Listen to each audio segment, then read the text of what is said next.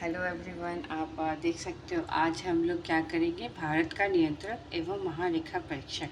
ठीक है, तो आज ये चैप्टर बहुत छोटा सा था इसलिए मैंने इसको उठाया और सबसे पहले हम लोग क्या करते हैं वो संवैधानिक निकाय वाला जो भाग है उसको ख़त्म कर देते हैं जो पीसीएस के लिए इम्पोर्टेंट है वो। ठीक है, बाकी यूपीएससी 2026 के लिए और कुछ जो है कि इसमें ऐड होगा बाद में। ठीक है, तो चलिए हम लोग शुरुआत करते हैं। सबसे पहले आप देखिए कि जो है कि 148 148 जो अनुच्छेद है उसमें नियंत्रक महालेखा परीक्षक की जो है कि पद की व्यवस्था की गई है। ये क्या काम करते हैं? ये लेखा परीक्षण लेखा विभाग का मुखिया होता है एक तरह से, और लोक वित्त का संरक्षक होता है। ठीक है, जो वित्तीय व्यवस्था होता है ना उसका वो एक तरह से नियंत्रक होता है, बट एक्चुअली सही में क्या होता है कि ब्रिटेन का जो कैग होता है उससे ये थोड़ा डिफरेंट है।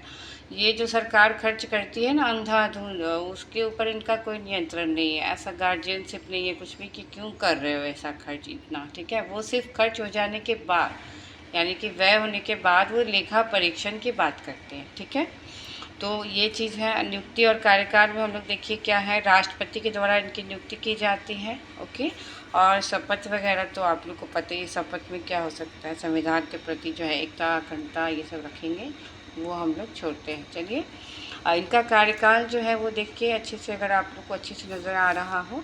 ये इनका जो कार्यकाल है ना वो 6 वर्ष होता है और 65 वर्ष, यानी कि 65 वर्ष आयु अगर किसी इंसान की पहले हो जाती है तो वो 6 वर्ष तक रुकेगा नहीं, 65 वर्ष जो पहले आ जाए। ठीक है, अगर 65 वर्ष किसी इंसान की हो गई तो उनका कार्यकाल उतने ही तक होगा। ये नहीं कि आप पूरा 6 वर्ष तक आपको पुराना बैठे रहिएगा, वो नहीं होना चाहिए। इससे पहले राष्ट्रपति के नाम जो है किसी भी समय अपना त्यागपत्र वो दे सकते हैं। ठीक है, अगर उनको त्यागपत्र देना है पूरा कार्यकाल ख़त्म करने के पहले तो वो भी दे सकते हैं, और वो उसी तरह से उनको हटाया जाता है ना, जैसे सुप्रीम कोर्ट के जो अन्य न्यायाधीश को हटाया जाता है 124 का 4 अनुच्छेद जो मैंने यहाँ पे मेंशन कर दिया है। 124 के 4 अनुच्छेद में जो क्या है कि सुप्रीम कोर्ट के जो न्यायाधीश को हटाने की व्यवस्था की गई है, जैसे विशेष बहुमत के द्वारा।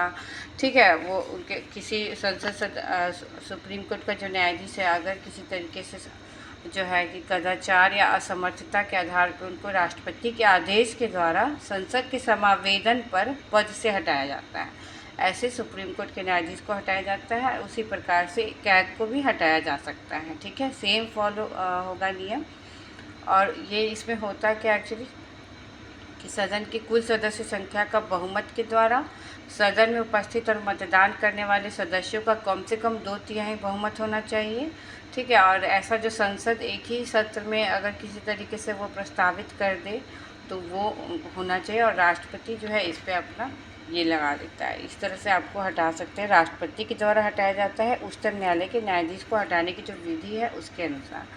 यहाँ पे आप कंफ्यूज मत होना, 124 का 4 जाके देख लेना एक बार, सुप्रीम कोर्ट का न्यायाधीश वाला। ठीक है, वैसे ही हटाया जाता है। स्वतंत्रता में आते हैं हम लोग, देखिए क्या है, जो इनका कार्यकाल है ना इसे केवल राष्ट्रपति के द्वारा ही संविधान में जो उल्लेखित है और किस तरह से संविधान में उल्लेखित है उसके द्वारा ही हटाया जा सकता है। इस तरह राष्ट्रपति के पश्चात पर्यंत पद पर नहीं रहता और इसकी नियुक्ति सिर्फ राष्ट्रपति के द्वारा होती है। ठीक है, ये राष्ट्रपति के पश्चात पर्यंत नहीं होता, तभी तो इसका कार्यकाल दिया हुआ है।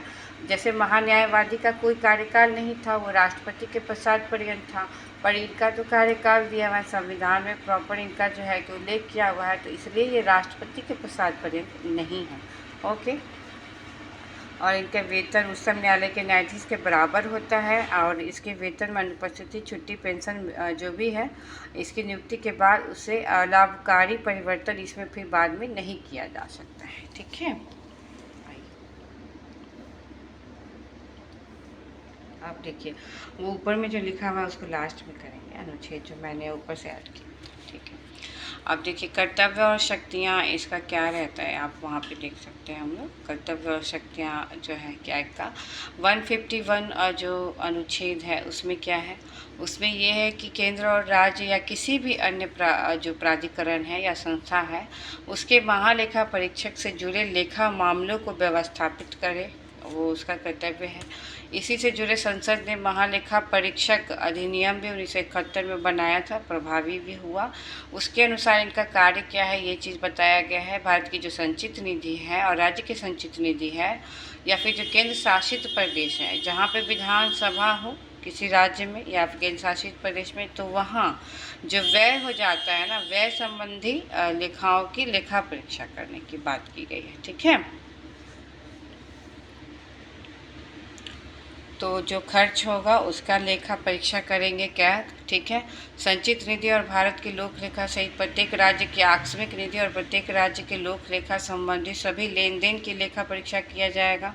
ठीक है, राज्य या केंद्र सरकार के किसी विभाग के द्वारा सभी ट्रेडिंग, विनिर्माण, लाभ, हानि जो भी है उनका लेखा परीक्षा करते हैं। ठीक है, तो ये सारा कुछ जो है उनका लेखा परीक्षा केंद्र राज्य सरकार के अनुदान प्राप्त करने वाली जो भी निकाय है या प्राधिकरण है, सबका लेखा परीक्षा यही करते हैं। ठीक है, तो ये जो है आपका लेखा परीक्षा के बारे में जो है ये आप यहाँ से, अगर आपके पास नए वाला बुक नहीं है तो आप ले सकते हैं यहाँ से स्क्रीनशॉट।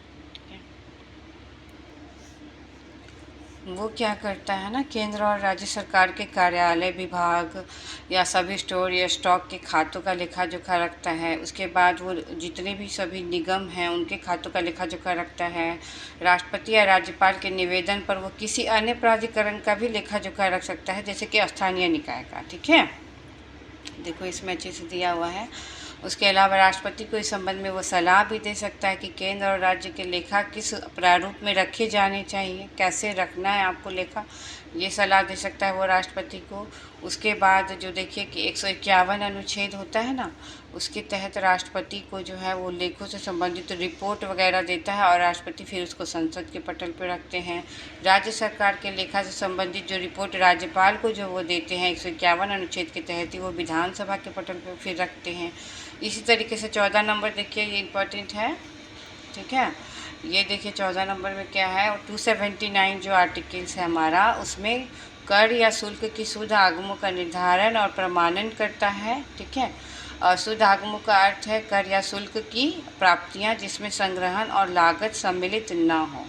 इस मामले में कैग जो रिपोर्ट इस मामले में ना कैग का रिपोर्ट अंतिम होता है। ठीक है, 15 नंबर देखिए, संसद की लोक लेखा समिति का ये गाइड है, मित्र है, मार्गदर्शक के रूप में है लोक लेखा समिति का, और ये घटना चक्र में दिया हुआ है यूपीपीसीएस 2006 में। ठीक है, ओके।